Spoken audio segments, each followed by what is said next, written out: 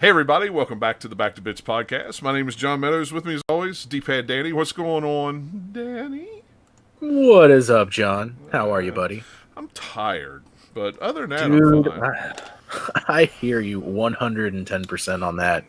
You know, It has been a rough couple weeks, man. yeah, man. Last week I was in northern Pennsylvania. This week I was in Northern Virginia, so I am tired. Understandably so. Been a lot of miles put on my truck in the past 2 weeks, and I am really tired. Of course, I'll take the weather that they had in north central Pennsylvania last week. It was 72 degrees, got down in the 40s at night. Nice cool man. breeze all day. Yeah, teasing me, John. That sounds so good. It was nice. It was real nice. I can't complain about that. I'll take that. Come back to this sultry, sweaty, humid. Yeah. But yeah, it's been a long couple weeks, and it's been a couple weeks since we did a show. I don't remember what it was, but something came up anyway, and we couldn't do one the normal week, and I didn't think I was going to be able to do one this week on the normal week, but company canceled, so I figured, hey, might as well do a show, get back on our normal bi-week rotation again. So normal with air quotes as normal as our schedule normal can as be. our schedule can be. Yeah, I mean, this is what 2.5 years, and we're on episode 25. It's like hey, we have lives, dang it. Yeah, I mean, it's fine. You know, when you're doing streaming, I'm doing other podcasts. You know, you try to shoehorn another one in when you can, and that's just the best you can do. But that's okay. It's all good. But we'll start off with any new pickups and things we're playing. Danny, I'm going to let you go first because I know you've been waiting for these for a couple weeks, and I've kind of been on you for a couple of years about getting a set of them, so it seems like anyway. Yeah, okay. So, look, I bought 2 of them before this. All right, it's just this one's pricey, is not in stock a lot. Right. Okay, so, but anyway, you bought the one that matters. I bought the one that matters, and boy, howdy! Yeah. So for some context, guys, so like I got some HD Retrovision cables for the Genesis. Mm-hmm. So like I bought a pair for the Wii because I figure, okay, well if I buy the set for the Wii, that covers the Wii and the GameCube, more bang for my buck. And right. I got the same for the PS2. It's PS2/PS3, but that also reverts to PS1 as well by default. So again, more bang for my buck. But the Genesis one is one that I wanted for a little while. But again, it's only so many people carry them. Some they're once they're in stock, they go really fast. They're always on pre-order, right. et cetera, et cetera, et cetera. And they're 3 times more expensive than the other ones as well that I bought. But man, I've been having issues with my Genesis capture, and the colors have been all washed out. And just not looking right. Just the hue is all off, and no amount of. I mean, it looks fine on my TV, on my PVM. It looks great as always. But on the capture, I had to, there's no amount of filter tweaking of the hue and the brightness and this, that. I'd get it looking to where, okay, I can deal with that. And then I'd get to like a new screen with a different color palette, and it would be all sorts of jacked up. And I'm like, man, I just cannot get this right. And the Elgato is notorious for just not really working well with a composite signal from the Genesis. It just doesn't, no matter what it's coming from. So. Right, and that's what I hear. And I have my signal going into my PVM as well as going out into the Tink, into the Elgato. So I switched it out, and I finally got it after waiting for a while. And I popped it in, and I switched it out. I put my left foot in, I took my left foot out. I shook it all about. Yeah. And so I was like, I really, really hope with how much I paid for these and how long I waited that these would make a difference. And I was really starting to psych myself out, thinking that it wasn't going to fix my color issue. It wasn't going to do this, that, the other. So I popped in Castle Evolution, which is one of my favorite Genesis games. It's a good game. I turn it on, and I look at the PVM, and just immediately when the little Sega icon comes up, I'm like, whoa, that is significantly, noticeably crispier, and Oh I'm like, yeah. ooh, okay. I started getting excited, so then I loaded up OBS on my laptop, and I look at it, and I'm like, okay, this looks really really good. So I am super thrilled with that purchase. So I can actually start. I've been Yeah. doing more YouTube stuff, but I have been avoiding Genesis because it looks like garbage on my capture. But now Right. I can start doing that. And I also got the adapters for the Master System and for the Saturn. So those are going to be looking nice and crispy too. Yeah. So look forward to that in some future videos. Yeah, I mean, essentially, what you got is a SCART cable now for your PVM. Hmm. That's essentially what it is. You're actually getting 240p, Hmm. coming out of that, with that cable, which is Right. awesome. And like I said when you messaged me, is like just once. Take that Retrotink and hook it up to your HD TV and plug it in just to see what it looks like. It will blow your mind how nice 480p, because it just takes that same signal that you got on your PVM and just line doubles it. That's all it Right. does, and Yeah. it looks so crispy on that too. It'll just blow your mind. And Oh, I bet. I know you want to play it on PVM. Totally get that, but just once, just Well, pop it no, in since you yeah. got it, just to see what it looks like, because you'll be Like surprised. Especially I would Saturn. Saturn, you'll I really wouldn't be be so surprised. opposed to that, but like I'd have to move a bunch of stuff. Like I got the cords, like the Yeah. Tink is like in my TV stand now because I wanted to alleviate the cords that were sticking out. Plus, I hadn't been streaming regularly, so Right. I tried to get a situation to where if I want to stream, I can easily set up and tear down, and it's not taking up a bunch of space and stuff. Yeah. Um, but yeah, I'm really impressed, and I got them in today, and I tested them out, and I'm like, wow, this looks really great. And then I remembered I got paid today and I ordered the Super NES ones because I'm Yeah. like, man, if I can get 16-bit, like if I can get Genesis looking this good, imagine how good I can get. Mm-hmm. No offense, John. No offense, John. Imagine how good I can get Super NES Oh looking yeah, on this. yeah. Oh no, it does. It looks awesome. Mhm. I tell you what, it even will push you to take that one step further and get you a RGB mod on that on your NES, so you can use those cables on your NES and get that same look. Oh, Right. Yeah. I mean, that's what I'm thinking now. I'm like, oh man, it's going to be a rabbit hole, man. Now I'm going yeah. to be like, how can I get that signal out Uh huh. of everything? Yep. Because again, I have it for the Wii and for the PS2, and it definitely, I saw an improvement. But with those, with I don't know if it's the resolution or if it's because it's mostly based off of like polygon stuff. It's not. Right. It's not as crispy with razor Yeah. sharp edges as your hand drawn sprites with your Mm-hmm. pixels, and it's just Yeah. I'm Yeah. super happy with the purchase, and I cannot wait for the Super NES ones to come in. When It's going to be I good times. when I got my PVM and I hooked things up S video, because at that time I didn't have any BNC cables. Hmm. It was like, man, this looks really, really good. But I ordered custom BNC cables from a dude on eBay. I think they ran like $40, and then I bought SCART cables, just cheap SCART cables, not even, I mean, decent quality SCART cables for $10 a piece, and it blew my mind. But when you get a Right. nice, good, high quality game SCART cable, like I ended up buying the Insurrection SCART cable just for my Genesis. It had the break-in for the 3.5 jack, so I could get stereo sound out of it and stuff like that. Hmm. It's a world of difference when you have good quality cables. And even though HD Retrovision cables are expensive, they're 75 ohms. They're high quality cables. They're insulated real well. You don't get interference or noise from them. And if you do get noise on your console, it's probably from your power source, not those cables. If you're using those Right. cables, it's a world difference. Oh, it It really absolutely is. And that goes to show me that like this entire time, the issue has been the cable. Yeah. And I noticed even on the capture, sometimes it would cut out altogether for a second or Yep. two, and it would just show like green lines. And I'm like, why is it doing that? And it was the cable the whole Yeah. time. I mean, Well, and with composite, the Genesis, especially the Genesis, it changes. They change color palettes so often.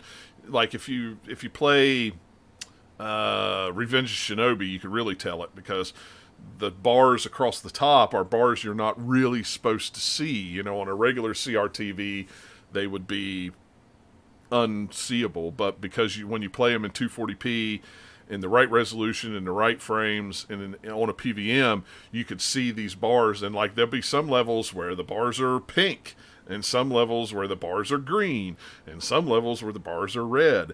And that, when you play it with composite through the Elgato sees that, and it tries to manipulate the color palette and tries to figure out what that's all about. Where with the 240p, it gives it the right signal for the Elgato to see it. Of course, now you're feeding it into the Retrotink, so it's really coming out 480. So that, that makes it even better. It knows how to interpolate a 480 signal better than a 240 signal. So, that helps out a lot. But the Elgato it's never been really a good... Well, it's a good streaming device. It's never handled retro real well. And there's not really any out there that handle retro real well unless you use an upscaler or something with them. Yeah, to be fair, it's not really designed for retro, and that's why the newer models, they completely alleviated that extra ability to, for the adapter to hook up your composite and stuff to begin with. So but yeah, if you're just looking to do retro, it's like the GV USB 3 is pretty cheap. Yeah, or is it a 2? I don't know. It's like a $30 capture card. Yeah, and I've looked through several of some of the newer capture cards that seem to work real well with retro. But yeah, I mean that's exclusively pretty much what I use now. I mean, I still have my PVMs, I still have my SCART cables and stuff like that, but I almost exclusively use my HG Retrovision cables and my Retrotink now. Yeah. But I only have 2 cables. I have the SNES, and then I have the Genesis cables. And then, of course, I have the Genesis 1 Master System adapter. I have the PS1, PS2 adapter, and then I have the Saturn adapter. So literally, I can play all of my systems with just those 2 cables and adapters. I have a N64, GameCube, Wii. Yep. Well, I don't play my Wii, so I don't use my Wii at all. So, and I don't use the HD Retrovision cables won't work with the GameCube, so I use the Carby for it. So pretty much, I use my HD Retrovisions for NES because I RGB modded it, Super NES, my N64 because it's been RGB modded, so they'll work with it. My Genesis, my Saturn, PS1, PS2, and my PC Engine works with it as well. I bought a adapter that plugs in the back that gives you not only component cables, but it gives you a Genesis 2 port on the back of it, so the HD Retrovision cable plugs directly in it, and I get 240p signal out of it without any modification other than just that adapter in the back of it. Right. And it's a cheap Chinese knockoff that I paid $15 or $20 for. I mean, it was cheap and it works perfectly. I don't have any issues on it. The only issue I have in it, it doesn't have a housing in it, which kind of stinks. So it's just this, it's just this chip hanging out the back of it. Yeah. So if you knock the system right, the chip turns and it's like, well, nope, I gotta straighten it back up, it's lost connection or something like that. Right. And you're always worried you're gonna hit it on something, it's gonna bend or snap a I'm afraid to snap it off. So I try not to move it. It's like it sets where it sets and that's it. But that's why I got the Retrotink up underneath in the cubby of the TV stand now, because every time it's out and the cord gets jostled or something, or I'm always so nervous it's gonna pry something off. Yeah, the classic version, while it's a good unit, it's one that you don't want to plug and unplug all the time, because those little pins, even though they're soldered on there, there's nothing really holding them. That's why I like my Pro. Or you can have somebody 3D print a case for you, even for that one that you just take it out. Gives it a little more stability. But the Pro comes with its own case built around it. So, but anymore, I just have a switch, a 3-port switch that HD Retrovision recommends, and it's hooked up with male-to-male HD Retrovision cables, so everything is 75 ohms. I don't have to worry about compatibility problems, or if those cables that I bought are a little lower quality than my HD Retrovision cables and stuff like that. They're all the same cables all plugged into the one thing. So that's all I got to worry about. In fact, I'm probably going to order another set of the male-to-male HD Retrovision cables because I still have the HD box for the Xbox. So I need a good quality cables to go from that into my Switch. So my selector. So I'll probably get another set of those. And eventually they're going to release Dreamcast ones. They still have the prototypes. So I'm waiting on the HD Retrovision Dreamcast cables to come out. That'll be nice.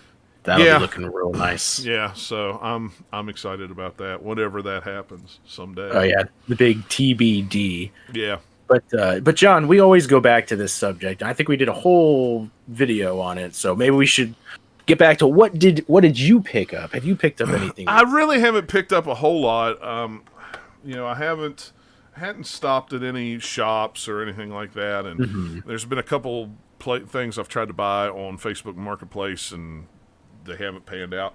But I did finally get a local guy to make me some light boxes. I got one over here. So you can see how big this thing is.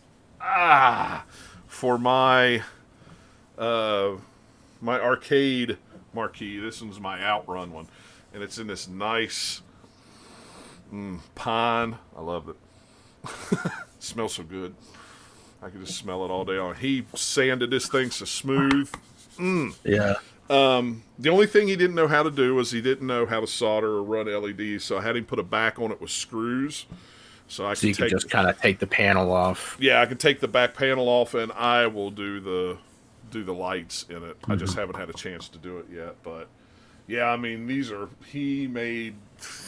awesome. I mean they're big, yeah, that's nice, heavy. So I can't wait to get it lit. Where are you planning on displaying these? Are you gonna put them on top of your shelves, or how's that gonna? Right now, I think I'm going to put them on top of my rack. I got steel shelving for my PVM, so I think I'm going to I've got two racks, one for my 14 and one for my 25. So I think I'm going to put them on top of there.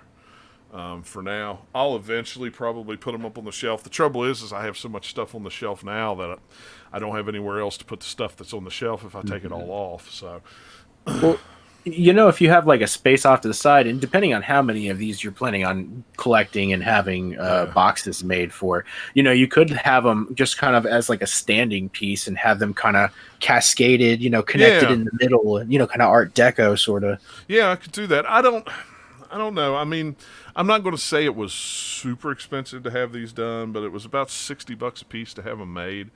I mean, it's something handmade. It's going to last. It's going to make it look nice. It's going. Every time you look at it, you're going to be glad that you went through with it. So I feel like that's probably worth it. Yeah, I mean, it's a fair price. And and like I said, I haven't wired them up, but LEDs are cheap, wiring's cheap. And it won't take me 15 minutes to cut some LEDs, tape them, wire them together and tape them on the back and plug it in and go. I mean, sure. It's not like it's a big pain, but yeah, I don't know how many more of them I'll buy. I know I want Shinobi just because I like Shinobi. Oh, of course. So I'll eventually get one of those. And, I don't actively seek them out. I just happen, if I stumble onto them locally on Facebook, I kind of, especially if somebody's selling a cabinet that's not working and I don't want to buy the whole cabinet, I'll go, hey, will you sell me just the marquee? And a lot of times they'll go, yeah. Yeah, if I could make some money off of this thing, sure. Yeah, exactly. So if it's if somebody wants to come gut it out piece by piece, be my guest. Yeah. So if it's a cool one, I've got Altered Beast, at this point, it's probably going to be Sega marquees because that's kind of I kind of like the Sega marquees anyway. But I can't wait to get some LEDs in there and get that puppy lit up because that's going to look. Shirt. I look forward to the Twitter posts about that because I think that's going to be looking nice when you get it together. Yeah. But for right now, I just set it on top of my where all my retro systems are sitting on my black steel rack. And he was like, "Do you want me to paint it?" And I'm like, "No, I think I kind of want the natural wood." I thought about painting it black since everything else in here is black, but I kind of like and then the black is kind of the Sega look, right? I mean, that's like. And I could always paint them later if I want to, but Right. I But kind of like the wood pine does look nice. You yeah, know. I think it looks really nice. So, and considering he had never built anything like that before, he usually builds furniture. I was very, Hmm. I was very Well, impressed. So, pretty good for a first attempt there. yeah, yeah, and that's what I told him. I said, well, I plan on having a couple other ones, so I'll let you know. We'll be So, in contact. yeah, so, but yeah, it's definitely cool. So, um, Very. but I see you're still playing Panzer Paladin. Yeah, I How am far on have the you got last. in it? I'm on the last level. Oh, okay. So I'm right there. My buddy beat it. So, we were doing the play a level, talk about it. Well, we were actually doing 2 levels at a time. But then we got to the last level, which it's kind of Mega Man-y, not really a Yeah. spoiler, but it's got like your area and then, it's got the little dotted line sort of deal where you Yeah. go through like 5 stages. Yeah. So I'm at the last stage and I got to a checkpoint finally. And it seems like this last stage was super long. So I stopped for dinner and then this. So I don't know if I'm about to fight the boss or if I'm only halfway through the stage. Gotcha. But it's a really good game. I would still recommend Panzer Paladin quite a bit. It's a nice little indie game. It's fun. Yeah. Yeah. So I'm trying to finish that one up because Final Fantasy Crystal Chronicles Remastered just came out. Did they do? They didn't do a physical release of that, did they? Is it digital only? In the United States, from what I understand, it's going to be digital only. It's only going to get a physical release, I think, in Japan. But since it's, if you really want that physical release, you can import it and you can play it in English because, it's Right. It's region lock and you can just, yeah. But, I've really thought about picking it up because I really liked Crystal Chronicles a lot, and I was hoping that it would have online play so I could play with it people. does. I thought it didn't. I thought it only had couch. No, it has local and online Does co-op it? because me and my best friend were doing this, and then our trio, our third, the third piece of the Triforce for those keeping up with the the mythology of John and I. Yeah. Yeah. So, but yeah, he hit us up and he was like, "Hey, so you guys going to get Crystal Chronicles?" And we're like, yeah." So we're actually going to be playing it online tomorrow night. But I want to finish Panzer Paladin first, so I either need to finish it after this podcast or sometime tomorrow, so we can get into that. So I am kind of in a crunch now. But yeah, but what I was mentioning initially is that Jason, my buddy who was doing this, he went ahead and he was like, "Oh well, I know I beat 2 stages, but I kind of beat like 2 or 3 more, and I beat the game. So just go ahead and beat the game." I'm like, "Oh yeah, you're totally doing me a favor, right?" So. And then again, Crystal Chronicles, I wasn't expecting to come out this soon, on the Nintendo Mini Direct. They're like, yeah, it's coming out tomorrow. It's like, oh, well, okay, cool. Hadn't heard anything about this in like half a year. But that's how Nintendo does, right? I swear, people were on my Twitter feed the other day complaining because it wasn't online. But right here, I thought it was. Well, right here it says play together online with friends in a caravan up to 4, or make new friends through party matchmaking. Play anytime, play anywhere across different platforms. Yeah, because that's what the game was made for, and now that everyone has their own Switch and everything's wireless now, this is where you can finally get that experience it was meant to be. Without everyone having to get a Game Boy Advance and the link cable, and somebody had to bring their GameCube. It's just easier this way, and it's the age of technology. The time is right for Crystal Chronicles. It's going to be a good time though. Well, and that's what kind of put me off from buying it was when I saw it came out. Everybody was like, "Oh, it's not multiplayer online or some crazy." I'm like, well, if I can't play it with friends, I don't want to play it. Not that I want to play with friends, but I don't have people come over to the house anymore. And do you think people were complaining that maybe they were confused, complaining about not being able to play it online without the Nintendo Online, without paying to play it online? You think maybe someone was confused? Oh, and that reminds me, I need to send out a message to everybody. For those who are listening, this is personal business, but I'm going to air it right now. We do a family share, so I think it comes up in 2 weeks. So I need to remember to do that, or we're all not going to have online. So. Right. But, yeah, I mean, I could have swore. Okay, there has been a number of issues with its multiplayer, which pretty much ruins the facet of the experience. First problem is the story will only progress for the person hosting the game. which means the other people who want to play with a group of friends will need to replay the dungeon once for each of them in order for them all to progress at the same rate. Players will gain items and characters. The online mode also requires a friend code system, which we know that. Yeah, whatever. The game is region locked. Yeah, we know that. Which that's kind of important to know then, because if I get the Japanese version to get it physical, I can't play with American people. So I guess that's Sure. that's. Well, are you sure it wouldn't be locked to like the region that your internet, your Nintendo Online subscription is through? I don't know. It doesn't say. It just says the game is region locked for online play. So I don't know what that means. I don't know. I'll let you know how it is because we're gonna try it out tomorrow. So if it's spotty and whatnot, and I don't mind playing the same level a couple times if I'm enjoying it. If I'm playing it with friends. Well, I don't either. But if that's the major gripe, then I don't understand what people are griping about. Because the way everybody on my Twitter feed made it sound like that the online was bullcrap. So it was like, all right, well, if I can't play online, I'm not going to buy it. Well, now it's like, son of a gun, I want to buy it because I want to play with people. It's only $30 from what my buddy said. It's not like a full price title. No. I pulled it up on the Nintendo page. It's $30. Son of a gun. Well, I didn't realize that, or I would have owned it by now. I would have bought it the other day. Oh well. So I guess I'm gonna buy it tonight. You should check it out.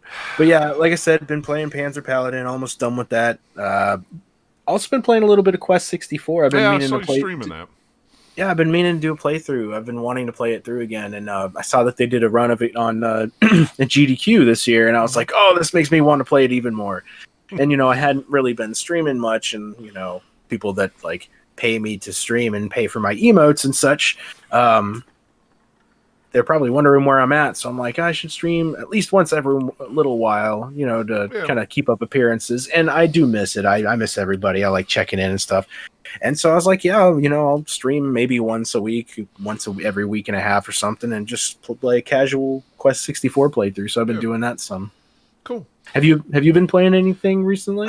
I haven't had a ton of time to play anything. Yeah, with all the traveling, right? Yeah, well, 2 weeks ago is literally, when we were doing the other podcast, they're like, what you played this week? Nothing. And I hadn't played a thing. And then, I had a couple days off, and I tore the skin off my thumb, which has finally grown back. It's a little red there. You can see. Mm-hmm. But, I tore it from the tip of my thumb to the bend of my thumb. I had it my skin was gone.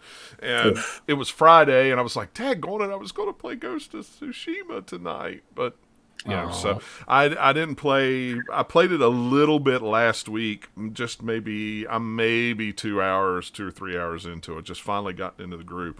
I love it. It is an awesome game. Yeah. It's probably...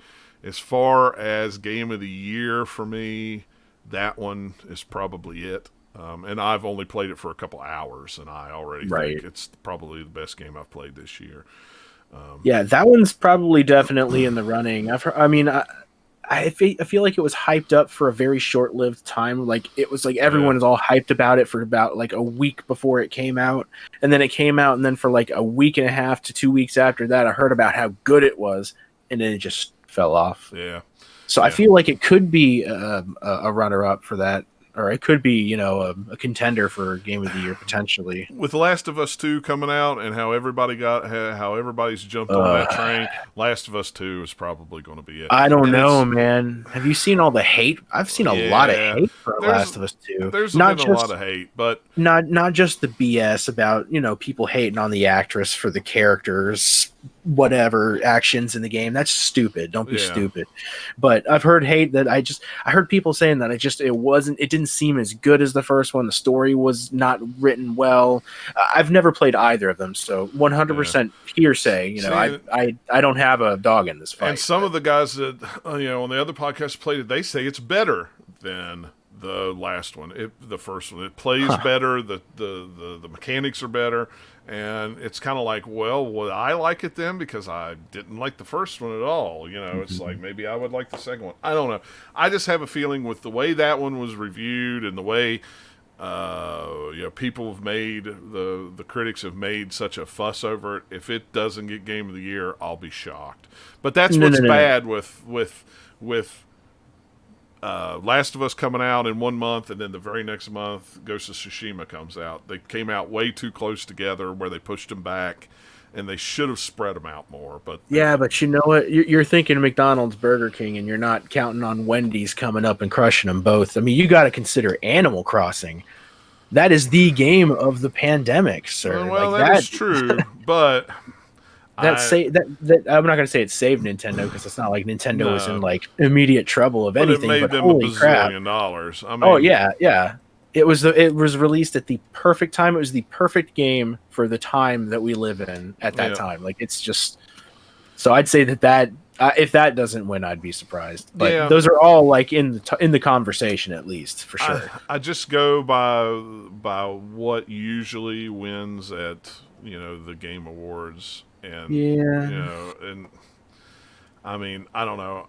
We'll see. I mean, but those, I mean, they're all worthy of it. If Oh even yeah, if that's what they I'm don't saying. win it, I mean, They're all at least worthy in the of it. conversation for But sure. I'll be shocked. I'll be shocked if Last of Us doesn't win it, just because it's Last of Us. I mean, Yeah, keeping up with this pedigree. well, if Jeff Keighley has anything to do with it, he's he. I'm surprised Death Stranding wasn't Game of the Year last year on his Game Awards show, but Man, I don't. I don't know. You know what? I bought that game. Well, I say I bought it. I had a $25 coupon at GameStop. They dropped it down to $25 for a deal today, and I got it for free. I've yet to play it, but it's sitting in there on the shelf that I might try it someday. I've not played it. For a free it's game, nothing- I'm all right with it. So it's nothing that appealed to me when it was No. coming out, and I was interested to see more on it. I was interested to see people's take on it when they started building the hype with that teaser trailer. yeah, But I think, I feel like that one by and large was more of a disappointment to more people than anything else, from what I understand. Dennis is the one who played it out of our group of guys on the site, and I asked him once, point blank on the podcast when he was playing. I said, "Do you understand it now after finishing it than you did when you started it?" And he said, "Nope, but it's still one of the best games I played this year." Really? I had no idea don't fully understand what was going on. It was still, yeah, he loved it. He thought it was great. See, again, I don't play a ton of newer games unless they're retrofitted, because that's just kind of how I roll. Right. So a lot of these games, I kind of have to live vicariously through other people, and I have to kind of feed off of everyone's opinions and kind of put them together and think, okay, well, this is my opinion on the game or what I've heard based off of never. It's hard to Right. say. Yeah. You can only say so much about a game you haven't played. Right. It's like I heard somebody said this. That's all I got. Well, at this point, if you play one game on the PlayStation 4 this year, I highly recommend Ghost of Tsushima, especially if you love kung fu, samurai movies and westerns and things like that. It's a nice, story-driven, beautiful game. It looks so pretty, and the characters are all fleshed out, even the odd ones that you come across and get missions from. It's a stunning game. It really is. It's for it to be one of the last PlayStation 4 first-party games. Well, I guess it is the last PlayStation 4 first-party game, because I don't see them bringing out any other first-party Sony games now, with PS4 looming in November On the horizon, yeah. So, but I'm probably going to sit down tonight after we get done recording, and I don't really have to do anything tomorrow, so probably just stay up and play it till I can't stay awake anymore. Yeah, I was gonna say, I hope you get a chance. I mean, with how much you seem to be enjoying it, with just the short amount of time you spent with it, I really hope that you get a chance to sit down and really sink your teeth in. Yeah, my buddy, he's already beat it, and he all he said, sent me a message this afternoon, said, "I beat Ghost of Tsushima," and all I can say is feelings. I was like, okay, I totally understand where you're coming from with that. Awesome. So I'll probably hop on tonight. He may be on playing something. We'll probably chat while I play, but Right. Hopefully I can play. That's my goal. I would love to be able to stream it, but I'm surprised that I'm getting such a stable stream right now with the podcast, with it just being me and you. It's not too bad, but man, I start to get some weight to it, and this processor and the computer just goes. Well, hopefully your new digs will be there soon. I'm hoping so. I paid enough for shipping for it. It's amazing how much it costs to ship a computer. Yeah, really, really, truly. So hopefully it'll come before I make my first payment on it. That's what I'm hoping for. Because I hate making a payment on something that I don't have in hand yet. That's a valid point. Well, unless it's a car or something like that. I don't know. Well, I mean, but then you still have the car in hand, well, right? that's true. Unless you order it, I guess. But sure. But let's get into some headlines. You got some. We got some news. Oh yeah, I got what all do we kinds got, of news. Okay, well, it was shortly after we recorded last week, I believe, or no, 2 weeks ago, that Mike Chi. Just kind of out of the blue, introduced a new member of the Retrotink 2X family, the Retrotink 2X Pro multi-format. This has one of the largest requests of the Retrotink. It will pass through 480p, which is something that the Retrotink Classic and the Retrotink Pro does not do. It passes through 480i, but it will not pass through 480p. So that's the big thing with this. So they call it the multi-platform or multi-format, if I could talk. So it does 480p component with zero lag, and then it line doubles 240p, 288p, 480i, and 576i component, and then of course it still has S video and composite. It's the same price as a Pro. It's $129.99. They're both almost identical, except for the pass through.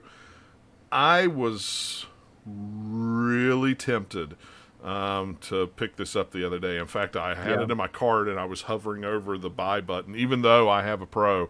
And then I need this? Yeah, then I talked myself off the ledge. It was like, do I really play a lot of PlayStation 2 and original Xbox that I need to pass through 480? No. If you've already got a Pro, and you're connecting things that are not 480p compatible, the Pro is for you. But if you're doing more of PlayStation Portable, PlayStation 2, Xbox, even probably Dreamcast, if you're using some kind of composite component cable with Dreamcast, you're passing through a 480p signal. But at the same time, I got to looking at several of the review units they sent out. While it's not a too big of a noticeable difference with your 16-bit games and your 8-bit games, your more pixelated games, there is a little difference in contrast and color.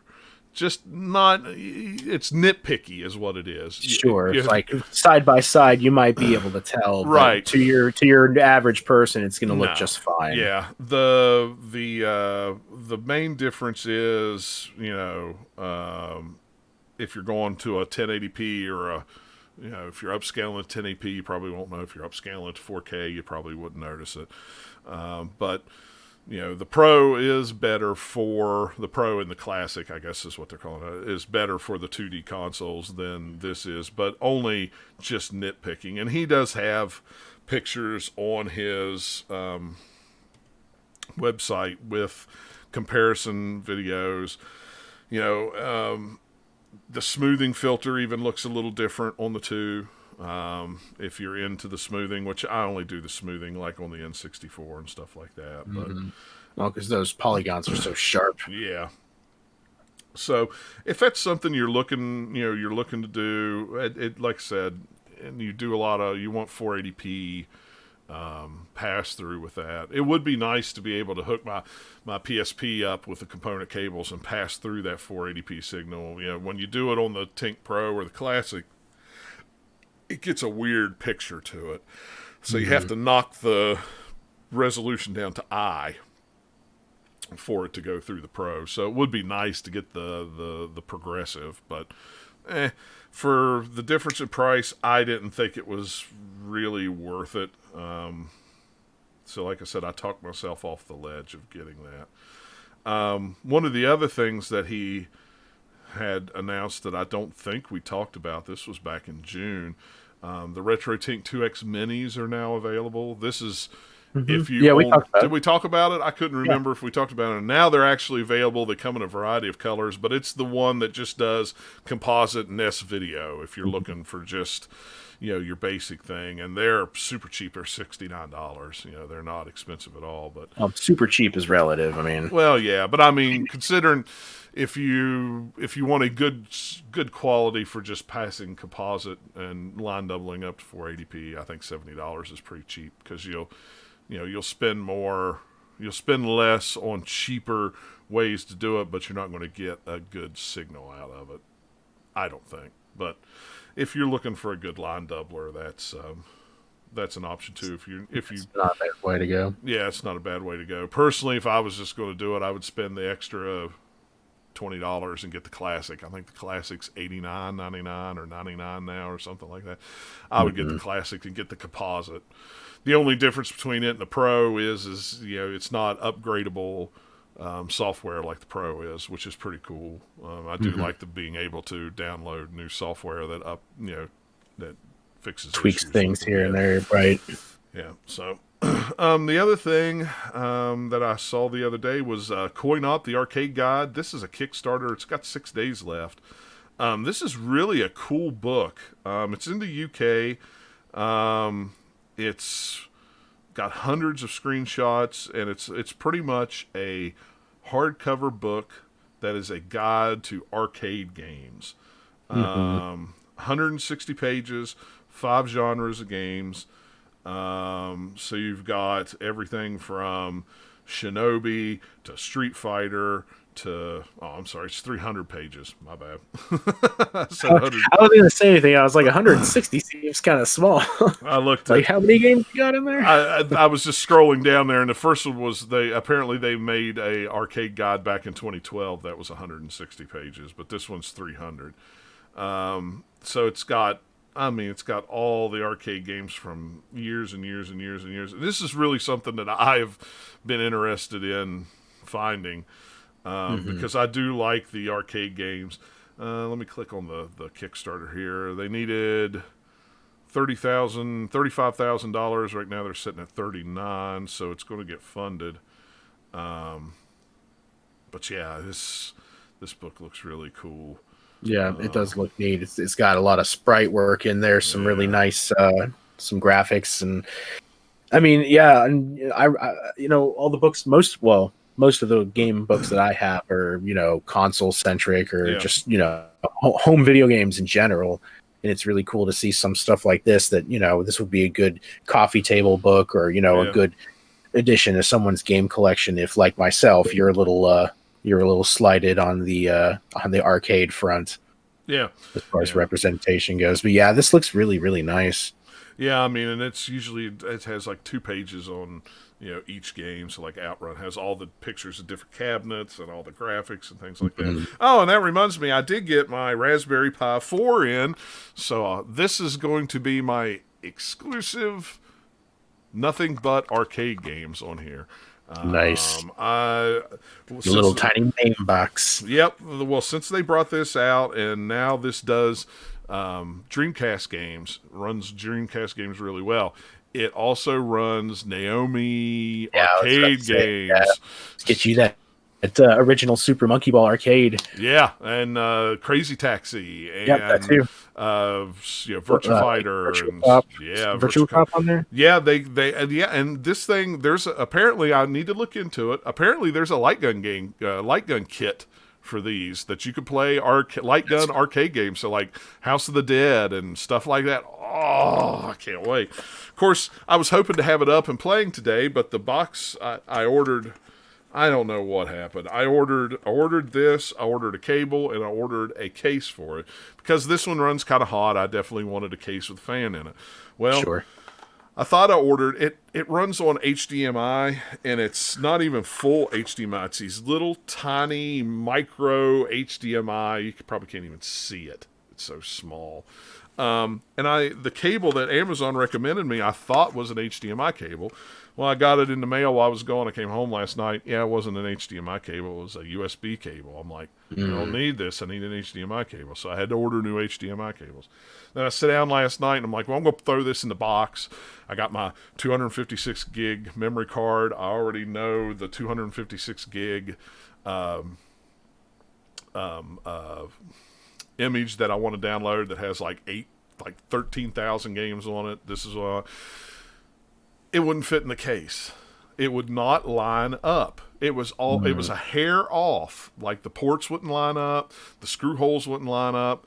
So I ended up having to take it all apart, take the heat sinks out, and box it back up and ship it back to Amazon and order another case. So it should be here tomorrow. Well, you'll get it up and running at some point. Yeah. Oh, I was allegedly. Yeah, I was so aggravated. So that's really all I've done this week while I was in hotel rooms was deep dive into arcade games and say, okay, this is what I want to do with my RetroPie. And yeah, sure, it's got NES games on it. And yeah, my other one has it, but I really want something that runs arcade games, and this runs arcade games from what I've seen up to like 2005, 2006. So a lot of those King of Fighters, and not that I'm big in fighting games, but, I'm really wanting me some arcade games, some way to play arcade games. So now my next goal is do I just play with my Xbox One controller, or do I get an adapter to make my nice arcade stick work on that, or do I just build a new arcade stick? It's like, I don't know. For now, there are Xbox controllers. Yeah, there is options. So, but yeah, so hopefully by the time next show rolls around, hopefully by tomorrow, I'll have this puppy up and hooked up. And the first game I'll play is the Punisher, because I do love me some arcade Punisher games. That is pretty awesome. And then play some Crazy Taxi. Yeah, y'all got to play arcade Crazy Taxi. So, Turrican 30th Anniversary Anthology is coming out. They're going to have a physical release of it by Strictly Limited. Very cool. It's coming out on PS4 and Switch. My only complaint is, and I know this is your complaint too, on PS4 and on Switch, the physical versions are going to be on two separate games. So the Anthology Volume 1 and Anthology Volume 2. Which, yeah, I don't like that. Well, and I don't even understand that, because it's not like those games are big anyway. I mean, they're not huge games. Yeah, I mean, I feel like it's an obvious cash grab. I mean, it's a cool thing. People are excited about this, and I would absolutely pre-order it. Like, I saw the news break, and I was like, oh, I'm gonna have to check that out later to pre-order it. But then I saw it was 2 copies, like you said, and I'm like, I don't want to pay for 2 copies. Y'all already, and I know this is Strictly Limited versus Limited Run, but I'm looping them all together. You guys know what you're doing. Y'all already got me for Blaster Master 0, 1, and 2. You ain't getting me for Turrican Collection 1 and 2. I didn't even when I saw they were 2 separate ones, I didn't even do it, and that hurt because I really wanted to. I really enjoyed the first one. I went all in on that one, man. I got the 1 and 2, and I got the special edition vinyl soundtrack for both of them. Nice. I dropped some cash that day, but once those finally come in, whenever they're done processing my entire whatever I have in backlog ordered from them, I'll see them one day, and it'll be good, because I got between them and Strictly Limited, I think I have still 5 or 6 games out. I only have one, and that's Panzer Dragoon Saga, or Panzer Dragoon Remake, and I didn't even get that one. They actually sent an email and said it was going to be delayed a little longer because they wanted to get the last update that come out on the cart. So I'm like, whatever. I've got it digitally. It's just going to be a nice one to have with all my other physical Panzer Dragoon games. I'm not in a hurry for it, so whatever. Yeah, it's just part of it. It's a shelf coin candy. and stack or whatever you want to. It's more shelf candy, is what it is. Right. But they're $34.99. That's euro, so euro to dollars, so roughly around $41.66. A collection. So the first one has Turrican 1 and Turrican 2 from the Omega, Super Turrican, or Amiga. Let's see, Turrican, Super Turrican from Super NES, Super Turrican Director's Cut from Super NES, Mega Turrican Score Attack for the Mega Drive, and that's just the first one. The other one, let me go back and click on it. And it has Turrican 3, Mega Turrican Director's Cut, and Super Turrican 2. Super Turrican 1, I don't know, it kind of fades off there. There we go. Super Turrican 1, Score Attack. Yeah, see, that's how they get you. They can't put Super Turrican and Mega Turrican on the same collection. They have to split those two. Oh, but you get a taste of it. You get the Score Attack version on either of either one on the opposite. Right. I see you, Strictly Limited. Well, I guess maybe not necessarily just Strictly Limited, because I'm sure, as crappy as this sounds, I'm sure that they will also split this up into 2 separate digital downloads. I'm sure they will. I'm sure they will. In fact, I was going to look right now and see if I could find the thing about it. So yeah, so I would imagine this may not be Strictly Limited's call. And at any rate, I'm not poo-pooing either company. It's just, it's not a business decision that I personally care for, because I feel like people are gonna see that and then it's just gonna push them away. Yeah, because again, you and I would be like day one. Oh yeah, let me get that. That'd be a cool one to have, but not if it's 2. I can't get behind that. Yeah, maybe I'll pick it up digitally if it's cheaper than well, it should be cheaper than physical. So yeah, let's see here. Strictly Limited has stopped by GamersCon. This is all a GamersCon announcement. That's collectors. This is all about the release. They're doing a collector's edition. It's about 120 US. Doesn't say. This article doesn't say anything about a digital release. I know it will though. I was just curious to see if I could find anything about. Yeah, because everybody's just talking about the physical releases, not the actual the game releases. Content itself.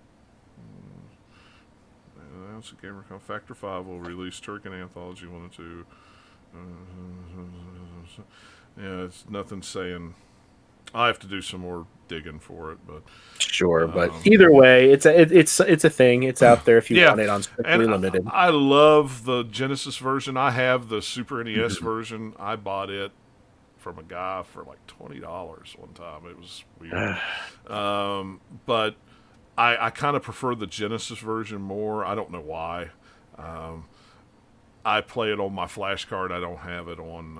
I don't have the actual physical cart for it, but I do enjoy playing it. It is one of my favorite games on the Genesis. So I'm interested in buying it, but I'm probably not going to buy a physical because I am not going to drop $80-some,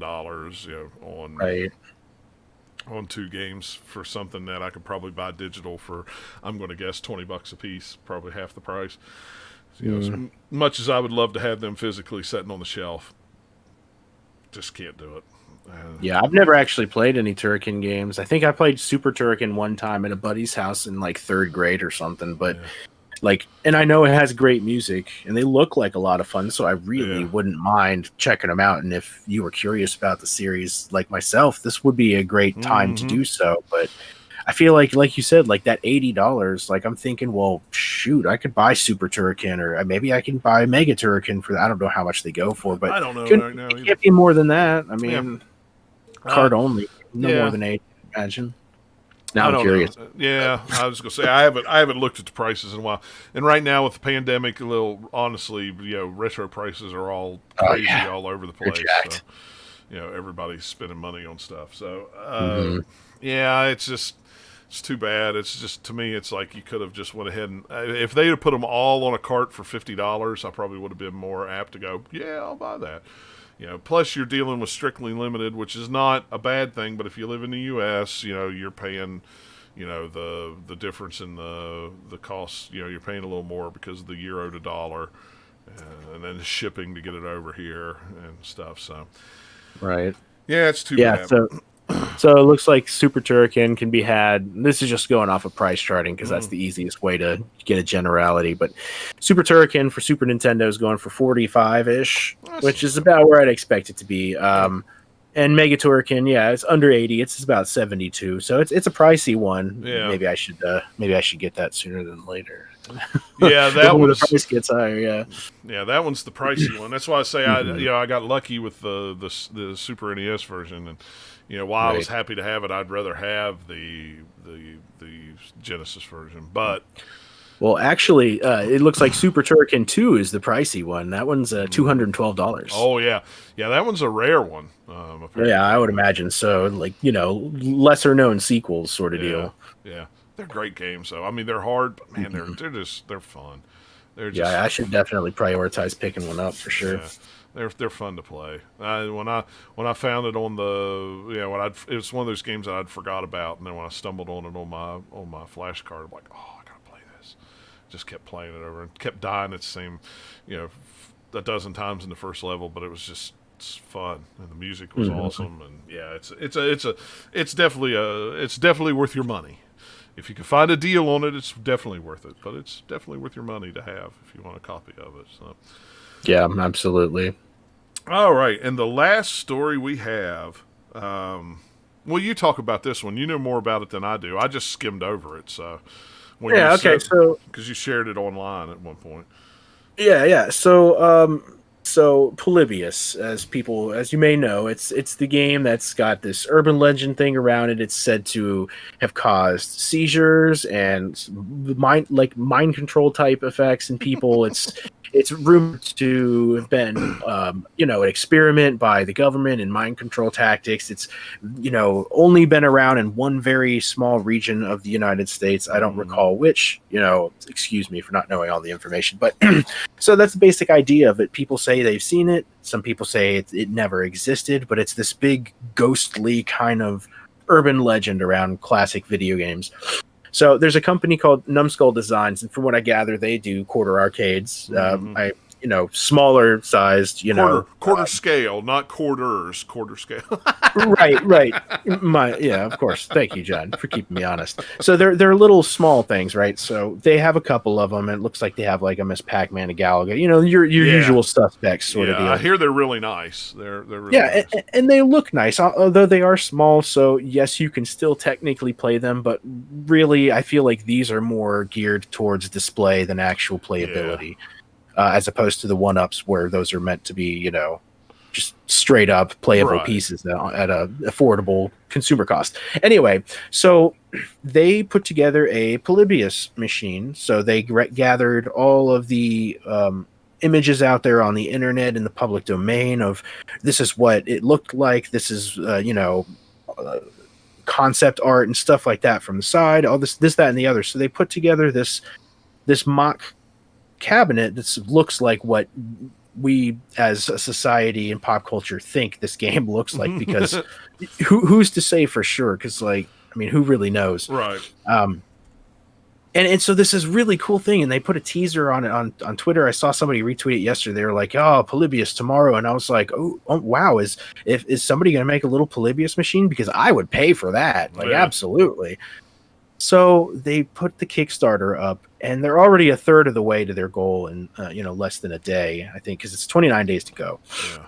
And so it's not playable. It's not a game at all. It's just the cabinet. The screen just plays a looped title screen mock-up with swirly, trippy effects, and basically it is just a USB hub to power your other quarter arcade cabinets. It's got 10 USB hubs on it, but it lights up, it makes noise, and it plays this mock screen with some music and sounds, and that's it. So I was really I was excited. I was like, this is a really cool thing they're doing. If they manage to get a hold of the original game, and this is huge, someone's finally going to dump the ROM and put it on something, share it with the masses, even if for profit. This is a huge part of video game history, maybe, question mark. Because nobody really knows. But no, it's just I started looking at it, and my excitement was high, and then it just right through the floor. It's like, oh, it's not playable. I no longer care about this at all. Yeah. And I hate to say that because it is getting funding. And it is a really cool thing if you need an overpriced USB hub. But I just, for me personally, like I was, and I know that's asking a lot. That's a tall order, but I feel like if you're going to tease something like that, you're going to get people's ideas and their gears spinning and haywire and stuff. Like, not for me, but it might be for you. Yeah, it would be cool. Yeah. Portland, Oregon was where it was. The legend describes the game as part of a government-run, crowdsourced psychological experiment based in Portland, Oregon in 1981. Yeah. There is a really cool, and I'd have to go find it again. There's a really cool little short documentary on YouTube about it. It was really interesting. That was the first time I'd ever heard anything about it. Apparently, I'll have to go back and look because I own almost all the GamePro magazines. Apparently, according to the Wikipedia, that it appeared in the September 2003 issue of GamePro as part of the feature story of a video game called Secrets and Lies. So I'll have to go dig that up because I should have that issue somewhere. Yeah, it's one of those weird things from video game. Well, I don't want to say video game history, but because again, it's like you don't know. It's just a widely believed kind of. Yeah. Who's to say if it's real or not? I'm sure there are people that will die on that hill saying, "I've seen it, I've played it, it's absolutely real." I know a buddy that got addicted to it; it ruined his life. But who's really to say? You know, I mean, I'm not calling those people liars, but like, if you saw it, then like, not a lot of other people did. Yeah, and I want to see it too. If you saw it, that's awesome. I want to see it too. And if for it to just here and gone, just poof. Yeah. It was only there for like a couple weeks, supposedly, right? Something like that. Mm-hmm. It's insane. Interestingly enough, the Angry Video Game Nerd did a video on it, and he didn't really show any of the game. I don't know if he got a copy of the real game or had access to the real game, but it was a really cool video. He did really cool explanation of the things and the stories and the folklore behind it, and he kind of put like a creepy horror spin on it, like he tends to do sometimes. Really well done video, especially for not showing any game footage. I'd really recommend checking that out if you're curious about it. Well, that may have been the one I saw. I don't remember. I remember watching it. See, I watch so much YouTube when I'm in a hotel room that I don't remember everything that I watch. Oh yeah, it just kind of starts like blending together. Yeah. But there's a few public staged arcade machines were said to have been visited periodically by men in black for the purpose of data mining the machines and analyzing the effects. See, I love this stuff because I live in Point Pleasant, West Virginia. That's home of the Mothman, and if you ever read the Mothman prophecies or do any research into the Mothman, that's all it's about is UFOs and men in black here in town and stuff like that. Conspiracies and government agencies. Oh my gosh. Yeah. This stuff is what I grew up with, it's like and here it is spilling into the video game facet of your life. It's unescapable, John. No, I know. It's everywhere. It's everywhere. The truth is out there. It's like Santa Claus. Well, I really didn't have a main topic for the show. We've had lots of news to talk about anyway.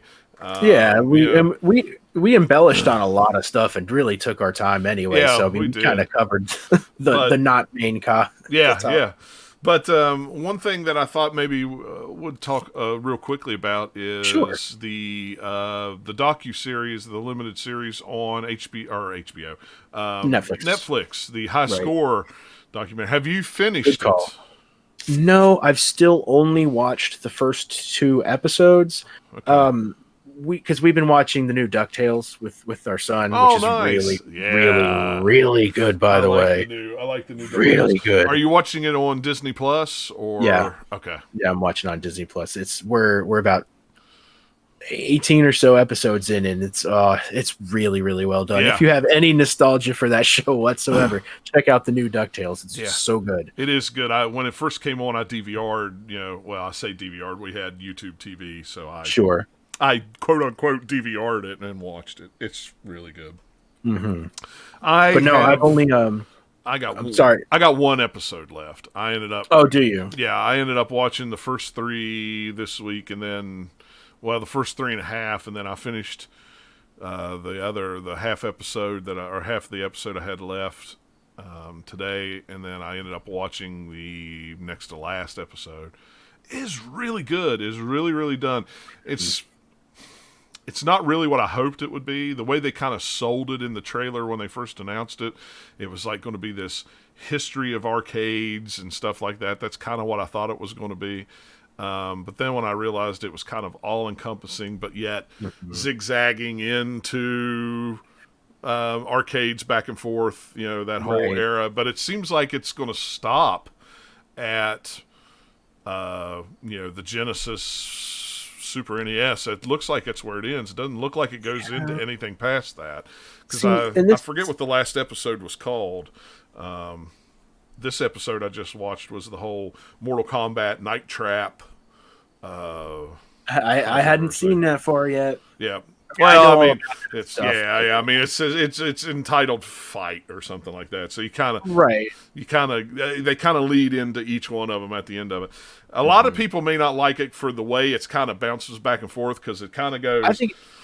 I like it though, but I mean, I think it makes it interesting. It's almost like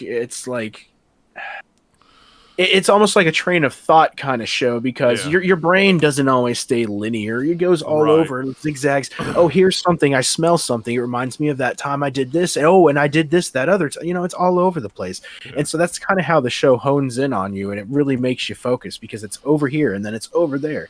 And I like the way it's put together. I will say, it's funny you should mention that it'll stop around the Genesis and SNES era because I'm watching it and it's really good, but I'm also watching it and I'm thinking, oh man, this really makes me wish that Retroware TV would make the video game years 1990s because I've watched through the 70s and the 80s multiple times, and every time I do, I ping them, or I don't ping them, but I at them on Twitter, and I'm like, yo, still waiting on the 90s. I'll help. I can do a little bit of editing. I know about video games. Yeah. I just want it to happen. I'll help. I just want it to happen. I want to see it happen.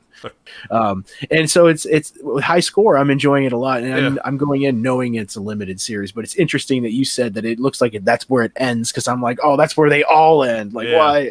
Well, it's 6 episodes long. The last episode is called Level Up. And the description is Nintendo goes 3D with Star Fox. Wolfenstein 3D popularizes first-person shooter format, while Doom ups the ante with network gaming. And that's and that's the last episode. So it sounds to me like that's maybe N64. Maybe they may talk about PlayStation 1, maybe a little bit, but like the last one I watched was talked about Street Fighter, and then it talked about Mortal Kombat, and that whole controversy with that. The ESRB and stuff. Yeah, the 4th episode was nothing but the console wars between Nintendo and Sega, and it was all told by the Kalinsky side of things, which is interesting because if you've ever read Console Wars, it kind of goes from both sides. And if you haven't read Console Wars, I highly recommend reading that book, or I think they're adapting it to TV. So it's going to be like a limited run series on CBS or something like that. The role-playing one in episode 3 was really interesting because they talked about those old text-based RPGs. I remember those, on PCs and stuff like that. Yeah, that's the next one for us. I remember seeing the, because they show next time, the role player or something like that. It's interesting to note that, you said that we're talking about an ending there. It doesn't necessarily, because it is a limited series, but I'd imagine that if it becomes something that a lot of people are talking about, that it might justify them doing a series 2 or a season 2. Yeah. And it's not like it needs to go in natural progression. It's like, oh, well, we got to N64. Now we got to get through PS3 and stuff. Right. I'm sure that, because like you said, the way that each episode kind of bounces all over the place with footnotes and things of that nature, I think it would kind of do the same thing with individual episodes if they should go on. But who knows, they may have no plans to do so, and maybe they were just like, we just want to talk about a couple important times or themes in video game history, and like you were saying, that's what people are figuring. a lot of stuff's getting skipped over. Like, well, what about this? What Yeah. about, well, they can only do so much. And they're talking more about, like I said, the themes or the principles or the Right. times rather than the incidents themselves. Well, and they're also talking about more obscure history things that the common average follower of video games don't know about. Right. Like I can't remember the name of the console now, the something F or whatever it was. That The Fairchild Channel F, yeah, Barry Channel Lawson, F, right. yeah. That he was an African American man who made the first cartridge-based console with weird controllers, and I had heard of it and I'd seen it, but for the majority of gaming people, they didn't know anything about that. It was Bushnell and Atari and all those guys, or even go back, and television, Odyssey and stuff like that. But go back before that, and there was somebody who made it in his garage that nobody knew about until a company came along and said, and we want you to come work for us and do this for us. And he made the first modular, cartridge-based video game.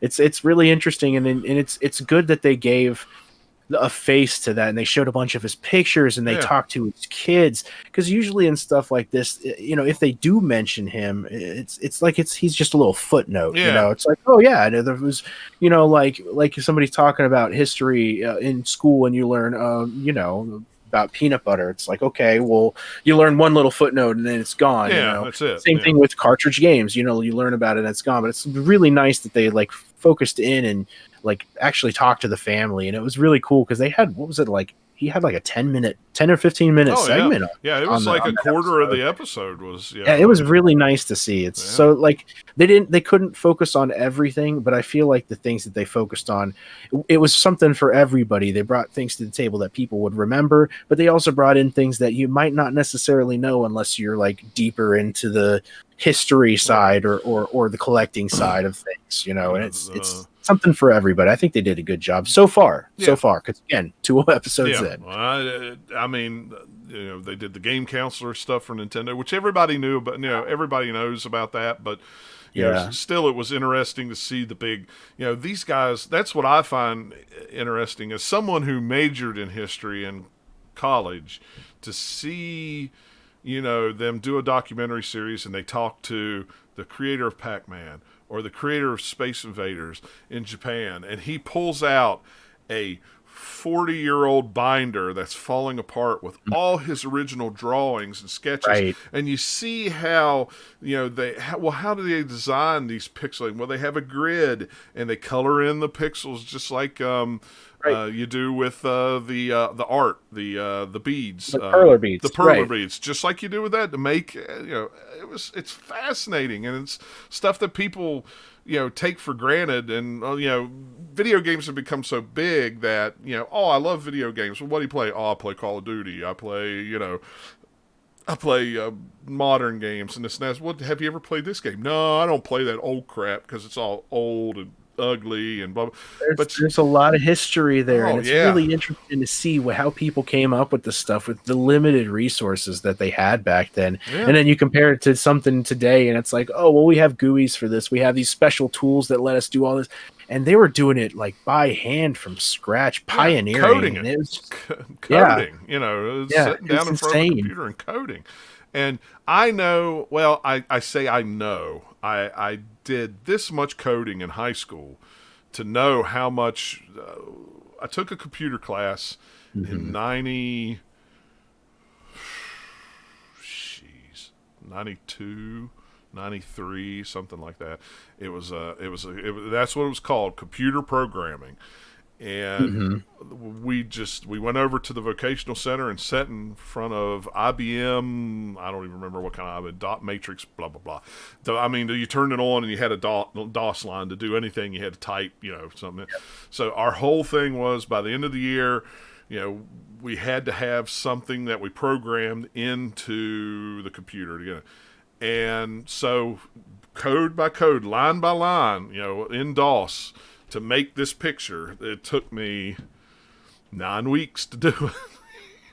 And it was nothing but I was big into heavy metal, and it was a Megadeth thing with the the big radioactive circle with the triangles in it and all that kind of. And it took me forever. And somewhere at my mom's house is a floppy disk, a 5-inch, 5-inch floppy, a floppy. yeah, a real floppy with that on it somewhere. But and I remember in school playing on Apple IIs and doing stuff like that. And then 3 years later I graduate high school and go to college, and everything's Windows. DOS is gone. You don't do so. All that programming stuff that I learned is gone in my brain. But I remember it was hard. It was hard to do that. So I can only imagine making an entire game work with variables and this and that, and physics and algorithms and if and then statements and loops and all this other stuff. Much less doing it and not having not even having something to base it on. You're just pulling it out of your own brain because nothing like this exists. Just building it on your own. You can't compare it. You can't shadow something else. Yeah. It's a fantastic series, though. I mean, it's really good from what I've seen. Yeah. Thumbs up from both of us, I guess. I don't remember. I won't give it away. The role playing one is really good. Yeah. Just some of the people that they bring in with the artists on how they drew this and then how it ended up looking. I know what you're talking about. Yeah. It's the spoilers. Yeah, I got the spoilers from Twitter, so what can you do? It's great. And then I see them drawing, and I remember seeing this in an art book for that game that came out because they used it on the cover when they re-released them. Blah blah blah blah blah. Yeah, it's good. It's really good. So that's our recommendation this week. If you have Netflix, go watch it. If you don't have Netflix, borrow somebody's username and password and watch it. Or sign up for a free trial. Yeah, do a 14-day free trial, and you'll fly through these. They're less than an hour a piece. Yeah, seriously, and then binge watch Parks and Rec and The Office. So Yeah. I would say 30 Rock, but it's not on there anymore. But 30 Rock's good. But yeah, so all right. Well, I think we did a good show, even though we didn't have a main topic. There was lots to talk about. When we miss a week, sometimes there's lots of news to talk about. So hopefully next episode, there'll be some more news. There's always news. There's always news. So,